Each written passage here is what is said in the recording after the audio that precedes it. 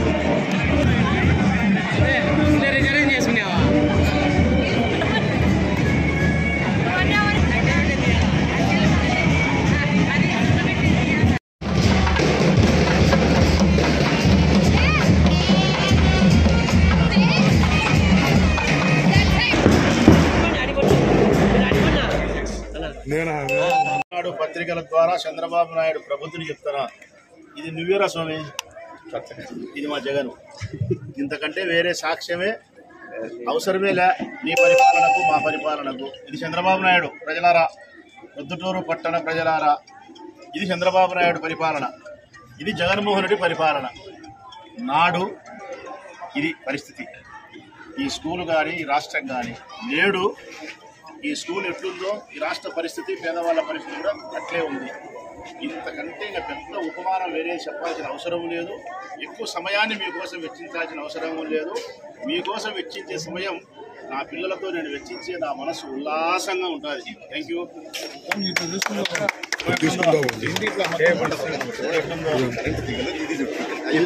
ఇది చూడాలబ్బా, ఇది మృత్యు ద్వారానికి ప్రవేశం. అంతకుముందు చంద్రబాబు నాయుడు పరిపాలనలో మృత్యు ప్రవేశానికి ద్వారం ఇది. ఎవరైనా సరే ప్రభుత్వాలు పాలన తెచ్చి ఇక్కడ పెట్టారా పిల్లల స్కూళ్ళల్లో? కింద చూడు ఎట్లుందో, కింద చూడు ఎట్లుందో, ఇది ఎట్లుంది చూడు. మాటలు మాట్లాడతారు సిగ్గు లేకుండా. అన్నం తింటున్నారో గడ్డి తింటున్నారో నాకు అర్థమే కావడం లేదు. చూసినాకన్నా నోరు మూసుకోవాలా. ఇంతకుముందు ఛాలెంజ్ చేసిన నేను, 1,00,000 రూపాయలు ఈ ఊళ్ళో పాఠశాల కోసం చంద్రబాబు నాయుడు ప్రభుత్వం ఖర్చు పెట్టింటే నామినేషన్ పేరు అని చెప్పినా.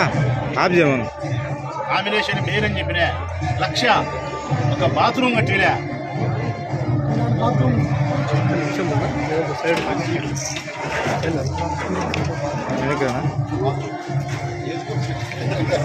ఇది అంతకుముందు పిల్లల వాష్రూమ్, ఇదేనా పర్వాలే, ఇదేనా ఈ స్కూల్ ఎట్లా ఉండేది.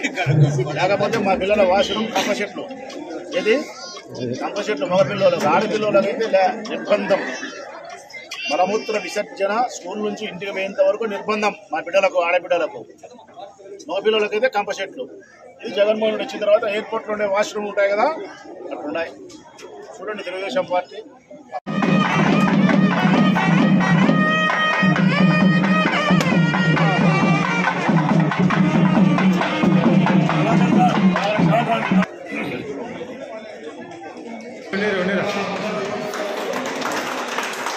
ఓకేనా?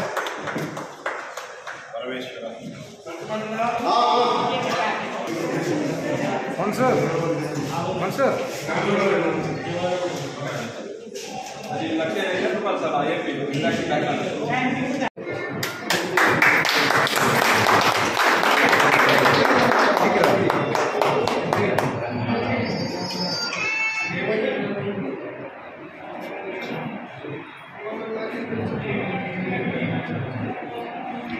ఇమేజ్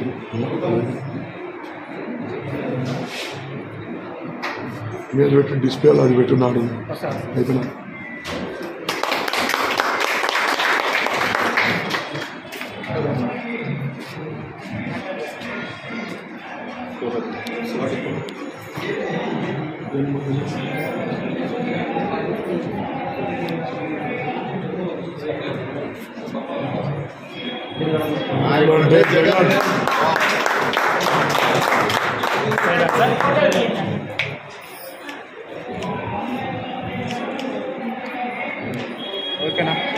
గర్వపడుతున్నాం. జగన్మోహన్ రెడ్డి గారు మా నాయకుడిని చెప్పుకునేదానికి ఈ రాష్ట్రం ప్రత్యక్ష నిదర్శనాలు. చాలా గర్వపడతా ఉన్నాం. ఈరోజు మా ఊరి పిల్లల కోసం ఇన్ని కోట్ల రూపాయలు ఖర్చు పెట్టి స్కూల్ ఇంత అభివృద్ధి చేసి ఇంత మంచి విద్యా విధానాన్ని మా పిల్లలకు పరిచయం చేసి ఉన్నత శిఖరాలు అధిరోహించడానికి బంగారు భవిష్యత్తుకు బాట వేసి మా ముఖ్యమంత్రి గారికి శిరస్సు వంచి హృదయపూర్వకంగా కృతజ్ఞతలు. ఆయన జన్మదిన నాయకుడు మా పిల్లల వైపు నుంచి అభినందనలు. మా పిల్లల ప్రేమాభిమానాలు నీకు శ్రీరామ రక్షగా మారతాయి.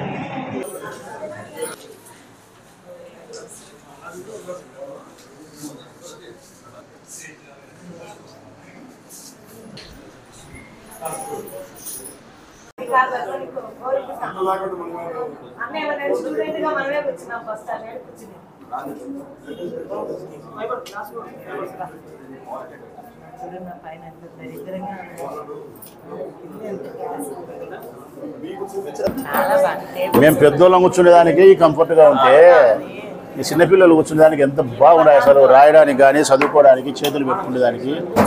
ఎప్పుడైనా చదువుకునేదానికి విద్యార్థి దశలో జ్ఞానంతో పాటు విద్యాబోధన చేసే గురువు యొక్క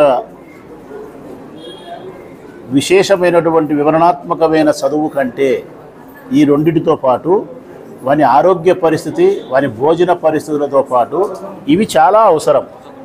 ఈ వసతులు అంటే గాలి కానీ, వెలుతురు కానీ, త్రాగడానికి నీరు కానీ, సకాలంలో భోజనం కానీ, కూర్చోండే విధానము, చదువుకునేదానికి కంఫర్ట్గా ఉండడానికి, రాయడానికి, ఇవి అంతా కూడా ఈ వసతి అనేది చాలా అవసరం. ఇవన్నీ కరెక్ట్గా ఉన్నప్పుడే పిల్లోడు చదివేదానికి వాని మనస్సు లగ్నమవుతుంది. ఈ కనీసమైన ఇంగిత జ్ఞానం కూడా లేకుండా ఈ దేశాన్ని, ఈ రాష్ట్రాన్ని 75 ఏళ్ళు పరిపాలించిన ప్రబుద్ధులకు నేను ఈ మాట కటువుగా అనిపించినా చెప్తాను. మీరు 75 ఏళ్ళు పరిపాలన చేసినారు, ప్రబుద్ధులే. మనం జన్మనిచ్చిన మన పిల్లల భవిష్యత్తుకు మీరు జీవితాన్ని ఇవ్వడానికి కావాల్సినటువంటి మంచి బాట వేయలేని పాలకులు. నువ్వు ఒక పాలకునివే చంద్రబాబు నాయుడు. 14 ఏళ్ళు ముఖ్యమంత్రిగా పరిపాలన చేసి 14 లక్షల రూపాయలు పెట్టి కాదు కదా, 1,40,000 రూపాయలు పెట్టి కూడా ఒక స్కూల్ను బాగా చేయలేకపోయినావు. ఇంకా నాకు తగుదునమ్మా 74 ఏళ్ల వయసులో నాకు మళ్ళీ ఓటు వేయని చెప్పి నువ్వు ఎలక్షన్కి వస్తున్నావు. ఒక్కసారి ముఖ్యమంత్రి అయినాడు ఆయన, ఒకసారి అయినాడు. అనుభవం లేదన్నారు. ఆ అనుభవం లేని ముఖ్యమంత్రి ఓ యువకుని యొక్క ఆదర్శప్రాయమైనటువంటి అభిప్రాయాలు, ఈ సంస్కరణ చేసిన విద్యా విధానంలో మార్పులే. ఇదిగో ఎన్ని ప్రత్యక్ష సాక్ష్యాలు.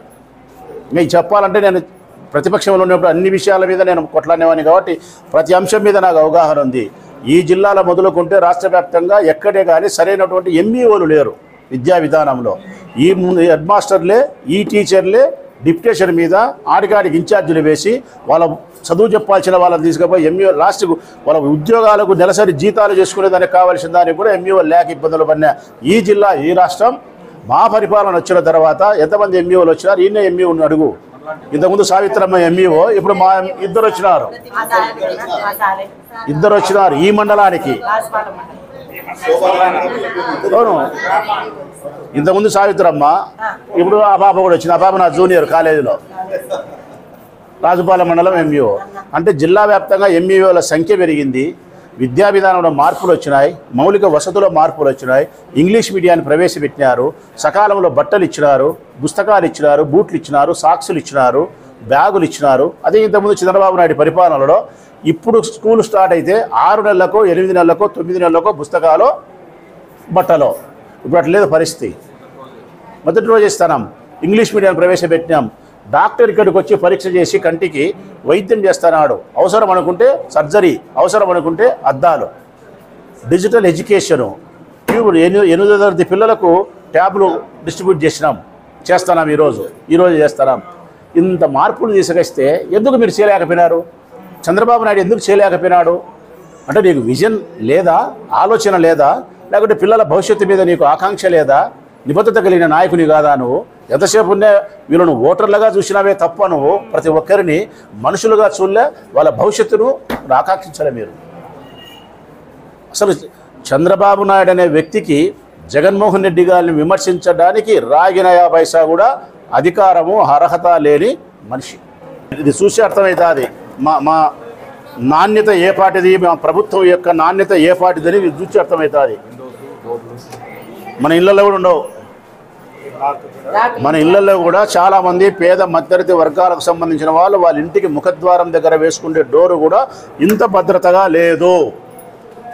ఇట్లా వంచితే వంగిపోయేదో, ఇట్లా బలికితే పోయేదో, తుంచితే పోయేదో పెట్టుకున్నారు. ఇది ఎవరో కొట్టి చూడమను ఎంత మందంగా ఎంత భద్రంగా ఉందో, ఎంత డిజైన్ చేసినారో. ఈ ఒక్కదానికి 24,000 రూపాయలు ఎత్తాది. 24,000 రూపాయలు. మీనాక్షి పక్కన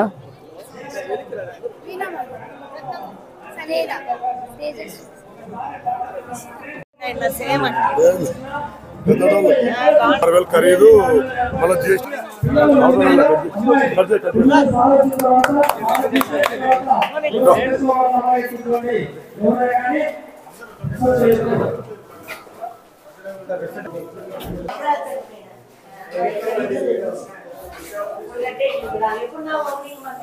21 జనవరి.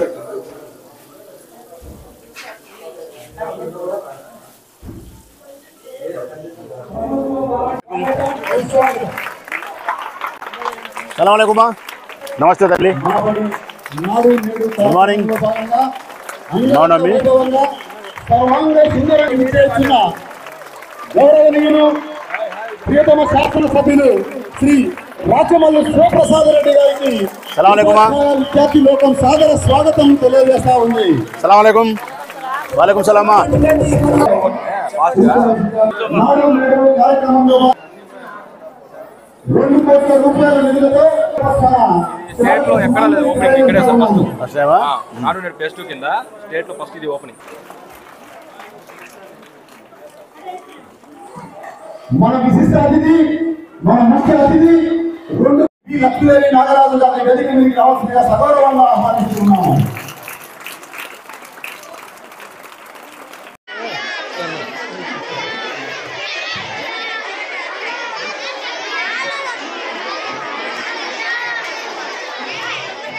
ఈ వీడియో మీకు నచ్చినట్లయితే లైక్ బటన్ క్లిక్ చేయండి. మరిన్ని వీడియోలను పొందడానికి దయచేసి సబ్స్క్రైబ్ చేయండి.